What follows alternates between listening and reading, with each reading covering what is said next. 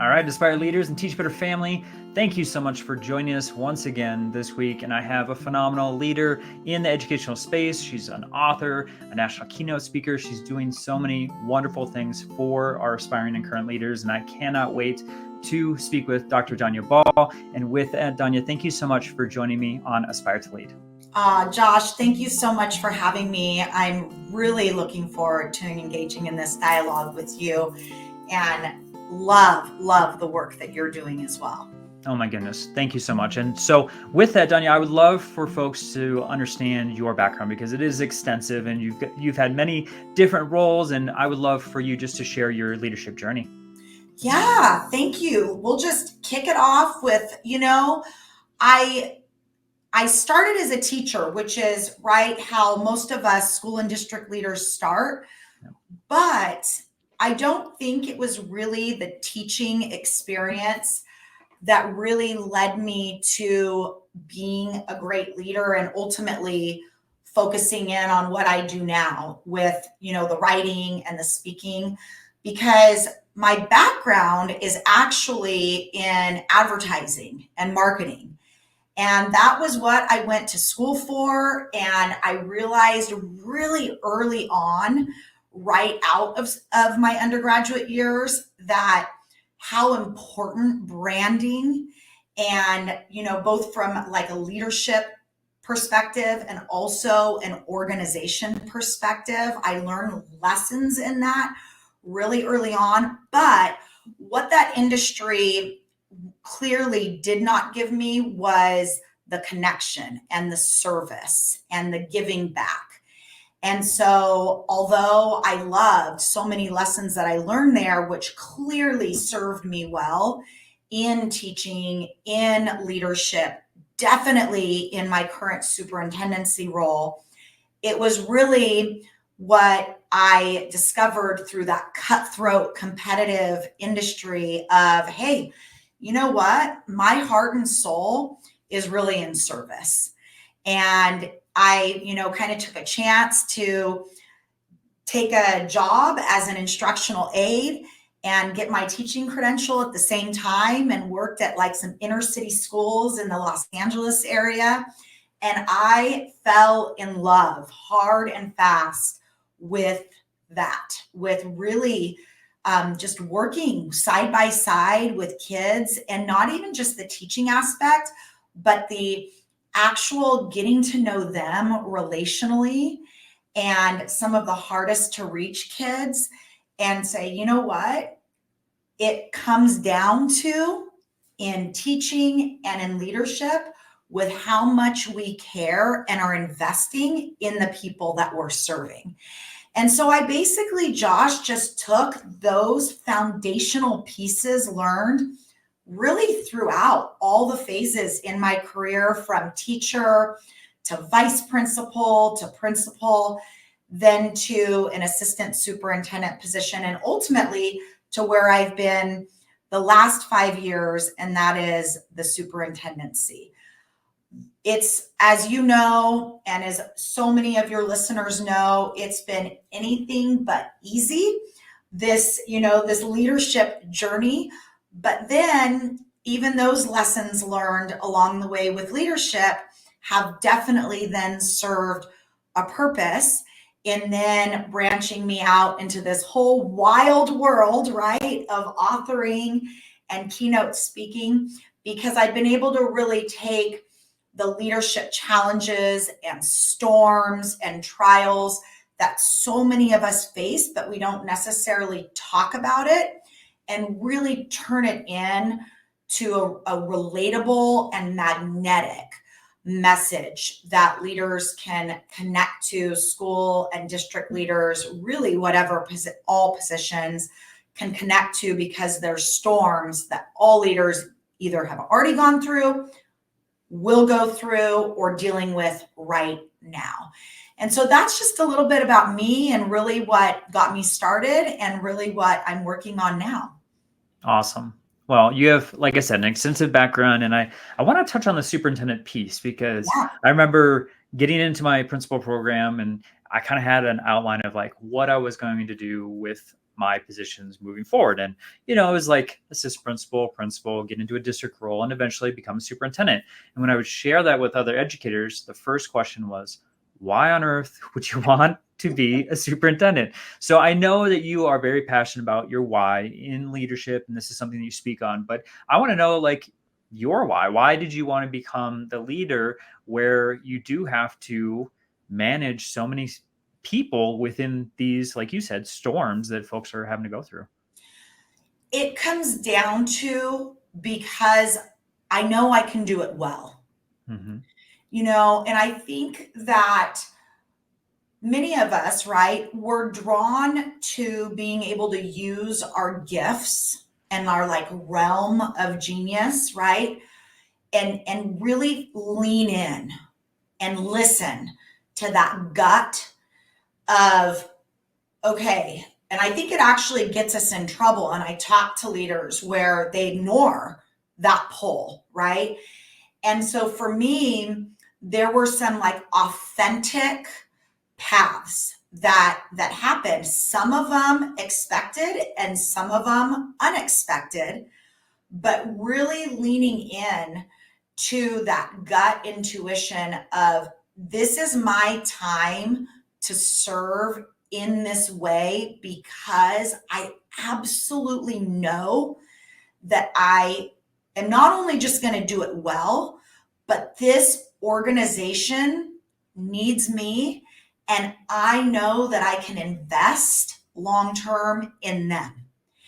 And so when you have that like perfect like marriage, that dichotomy, that synergy, it's too good to ignore. What can be hard is sometimes when these opportunities are presented when they're unexpected, right? And you're like, oh, it feels like a risk, or it feels like I'm leaving one good thing and maybe not ready for this other thing. Well, the superintendency for me, it was like the best of both worlds because it's a superintendency, it's a leadership role, but it's in a very small organization. It's 2 TK to 8 schools. I was jump roping with kindergarten students this morning. That's how I started my day. I'm able to be super connected still with the classroom, definitely with the kids, definitely with the staff, very much with families. And so because we are not huge and I wasn't going to lose that human relational component, it made perfect sense for me to go in this direction with this organization. But would every superintendency position make sense? Absolutely not, right? So it's being able to find that organization where they can use my gifts and I can serve in a way that works for them as well. Awesome. I want to talk through some of the things that aren't really spoken about, which is just the way to get through adversity or challenges. This is something you discussed just briefly when you're talking through your leadership journey, but I think it's important because a lot of times, we go through your programs, we get hired, and we have this idea of what the position is going to be. And then all of a sudden, you might have 10 police officers on your campus, or you have an outburst and lawyers are involved, or, like there's so many different things that can blow up in any moment. And you're just like, wow, I wasn't prepared for this. I don't remember getting trained for this specific instance. And you're really just learning through this adverse situation. And I'm just curious, how can maybe our young leaders or aspiring leaders get to the point where they feel like they can get through these storms of, just really tough, adverse experiences? I love that you've asked this because this is my mission, right? This is my mission is to normalize, because what we are not doing as a generation of leaders well is preparing aspiring leaders for the reality of Yes. what is. I 100% agree with that. And it's also the reason why, I serve also as a professor to either current or aspiring leaders. And the course I just finished wrapping up last week, this spring semester, is a course, really, it's organizational leadership, but it's through the lens of the principalship. And many times, right, like the candidates will be like, Donya, this was not the content that I was expecting, right? Because I am like sharing the down and dirty realities of like how to pivot during a crisis, right? Like your day's built, all your work is laid out on your calendar, and you show up and bam, right? The leader is gut punched and it's like everything's on hold. And now those things are the last thing on my mind. But however, they still have to get done before midnight tonight, right? And so we talk about that. We talk about time management. We talk about, many of us that are control freaks and have this wanting to micromanage staff and how that can lead to career suicide. We talk about haters, about transitioning to leadership roles and having haters that are attacking you or criticizing you, and how to embrace that criticism to ultimately fuel your success, right? These are the realities of leadership today.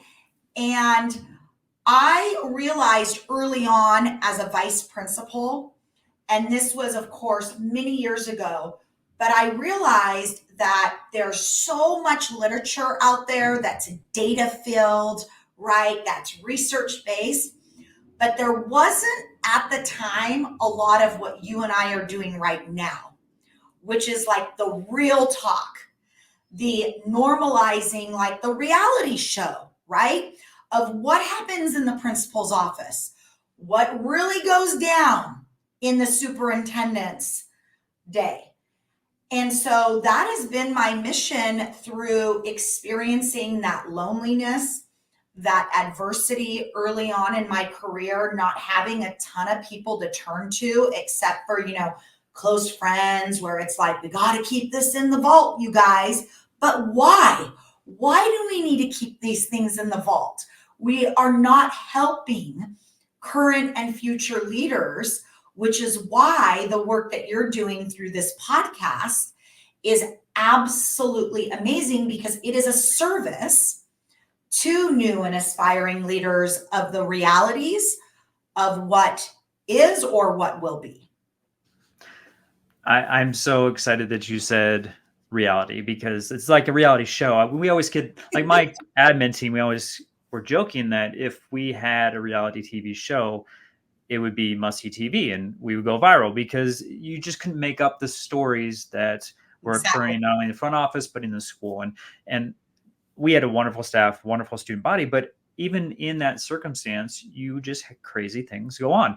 And so I think I want to bridge what you just said to my next question, which is, because of this adversity, because of the challenges that we don't speak on, I do feel like that leads to a revolving door of leadership, because, and I've heard this firsthand from many leaders, of they get into an assistant principal role and they're like, whoa, this is not what I thought I signed up for. This isn't, maybe it's with instruction, or maybe it's, I'm dealing too much with the community issues, or, fill in the blank as far as what the misconception was. But a lot of times it's pretty close to like first 3 months, they're identifying the fact that once the school year is done, they're pivoting back into the classroom or going somewhere else.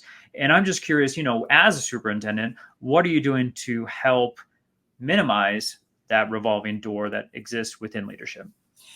Number one, it's doing what we're doing now, which we've talked about, right? Mm-hmm. Not vaulting, there's honoring confidentiality, but we need to be less protective of our careers and lessons learned along the way. And so one of the things that I will tell you that really led to all of this is, for myself, was career rejection. And that, which happens, by the way, all the time in all industries, but because of the high emotion, because of the shame, embarrassment, the identity crisis that one can go through when they like are thinking, oh, my career is going this way and now like the rug's been pulled out under me, to go through something like that. And for me, that was, and I share this a lot, both on stage and in my writing and in interviews, is that that was like a turning point in my life where I said, okay, I can choose to push this down and do what a lot of people do and not acknowledge that it exists and either stay here or leave or whatnot.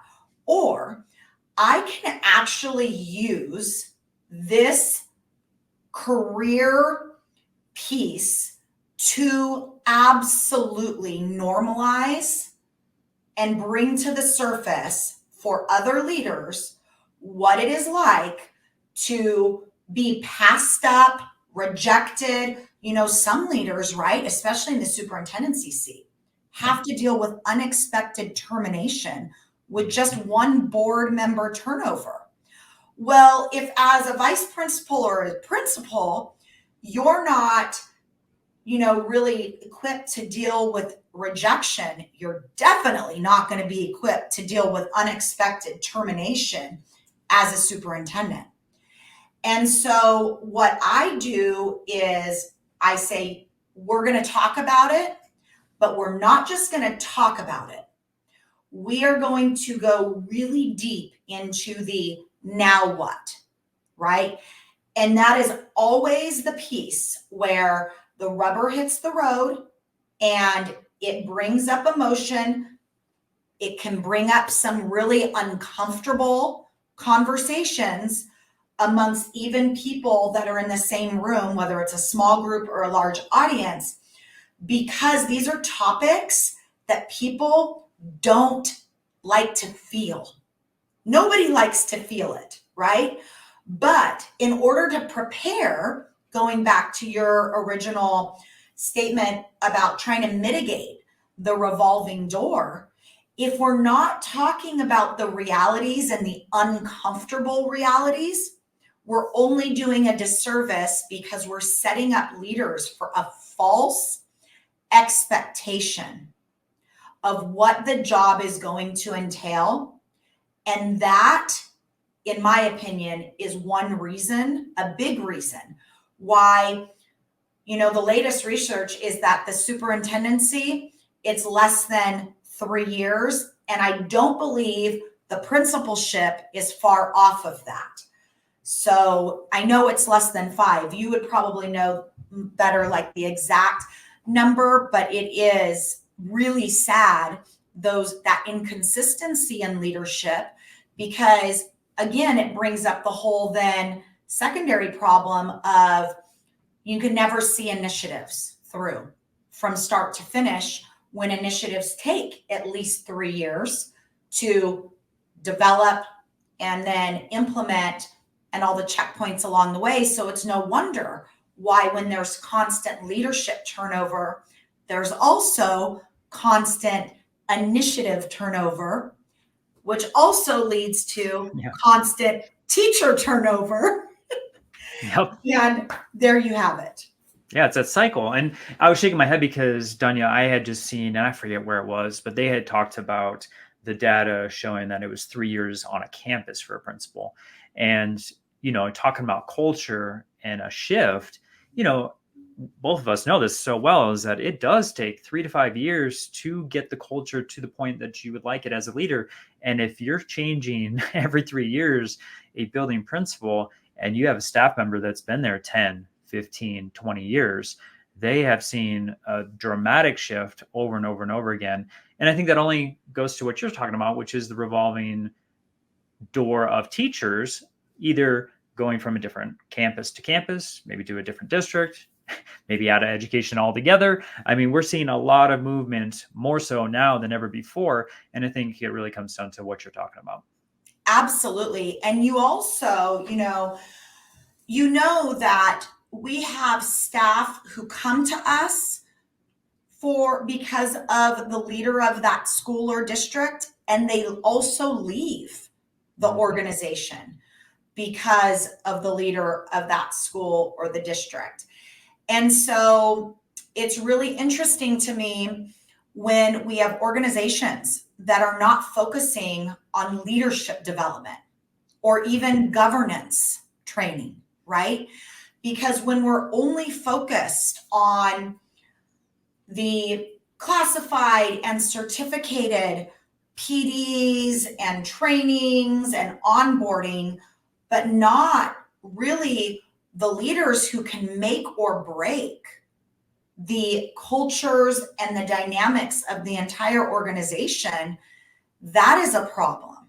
Yep. And so that's also has driven my intense focus as well in governance teams and how superintendents can build really healthy and synergistic governance teams. Because as you and I both know, when you have toxicity there at the top, that's just awful and a living nightmare for everyone in the organization.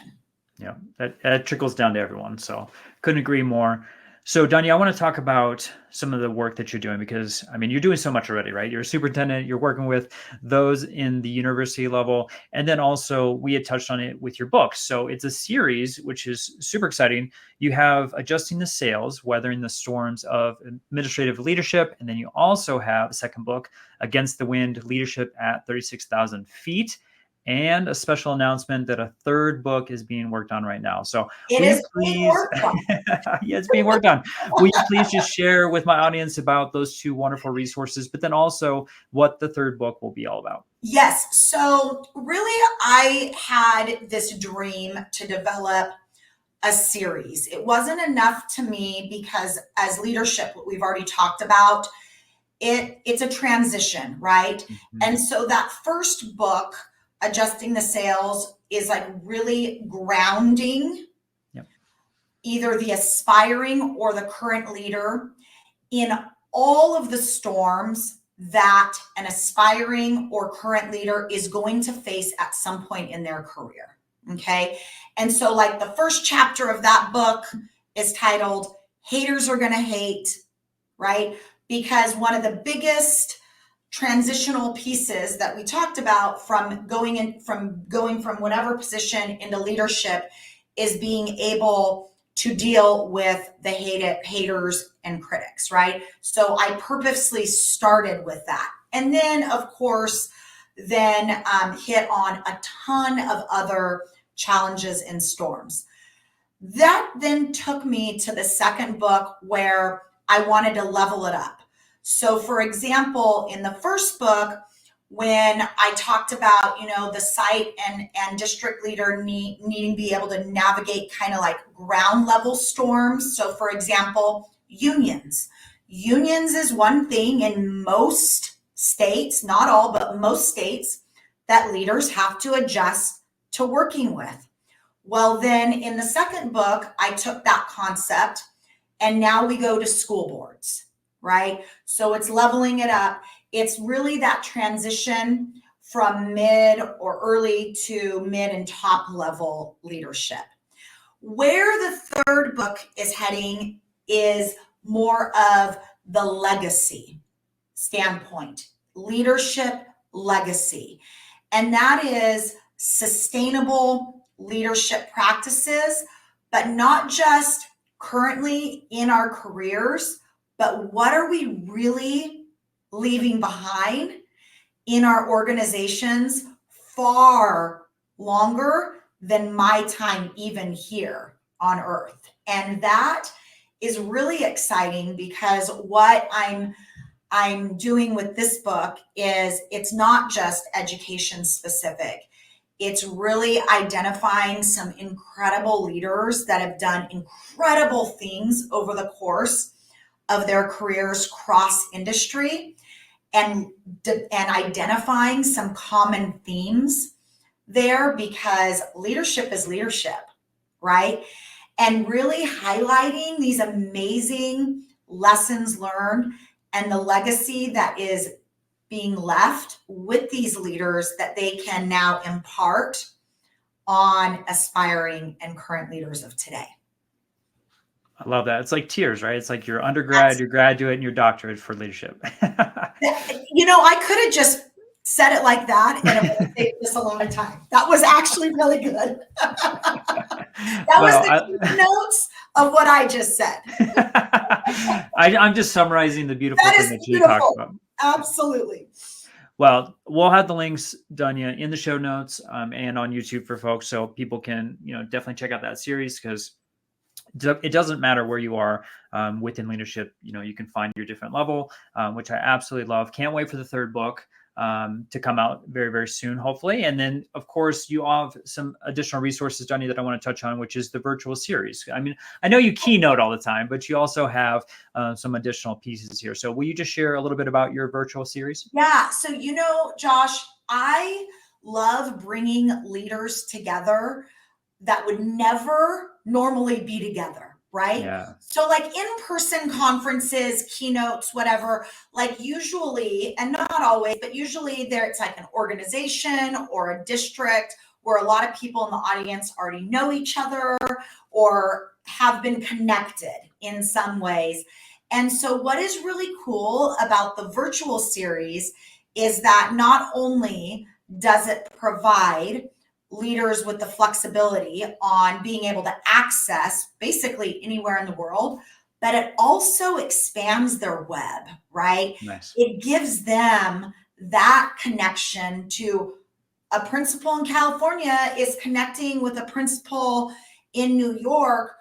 And that, as we know, is so amazing to be able to have that space, that safe space, but also the content, which is derived primarily from my books, is it builds on each other. So the summer series, for example, that's going to be starting mid-June, it follows the outline of my second book, Against the Wind, and it's broken down into 6 1-hour sessions, basically.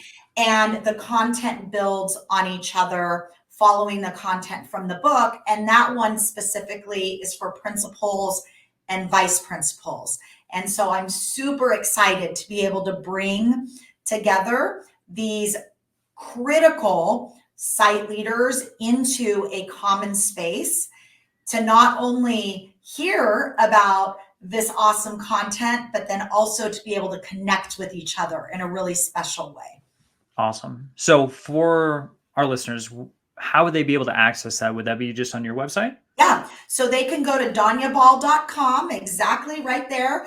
They can access it there. They can also access it through LinkedIn and X and Facebook and Instagram. I have links to all of it there. So wonderful. Yes. Well, we'll get to all of the different social media, accounts that you have and how people can connect with you. Can't wait for those folks to do that. But before we do that, I would love for you, Donya, to just share a little bit of advice for our current and aspiring leaders. So if there's something they could do tomorrow or next week to enhance their leadership journey, what would you advise them to do? My number one advice, and I wish I would have done this more as a new and aspiring leader, is to seek out conversations with people that are not like-minded. Yep. Okay. Many of us are very curious people, which is why leadership molds with us, right? Because we have that growth mindset. We love learning. But what I have found is that the leaders who are able to actually seek out and learn from people who may not necessarily be in agreement, who may be serving in different capacities, always serve us tenfold. Because what we are doing is we are stretching ourselves into a realm of being able to acknowledge that, oh, okay, this is why these groups of people or this mindset exists, and I can level with that. I can understand that. And as leaders climb that ladder, that skill set to be able to see past my own understanding and tap into yours can make or break a leader's career. So seeking out those people that you are able to really learn from that are not necessarily in your inner circle, but that you can absolutely learn from. For sure. And not only connect with them, maybe even hire them on your team. Absolutely. It's that asset-based mindset, right? Yeah. Of what they bring that I don't have. Yeah. 100%. Yeah. It's very easy to get connected with someone and be like, oh, we're like-minded. We have so much in common. I love Totally. talking with you. But at the same time, how much growth is really occurring either in that conversation or hiring them onto your team. So such great advice, Donya. All right. I had mentioned earlier, I want folks to connect with you. We had touched just a little bit about your website. Obviously, there's probably a lot of resources on there that folks can tap into, but I also want them to find ways to connect with you on social media. So how may they do that? Yes. So I am very active on LinkedIn. I am posting on there a ton of resources throughout the week. And so that to me is probably the number one way.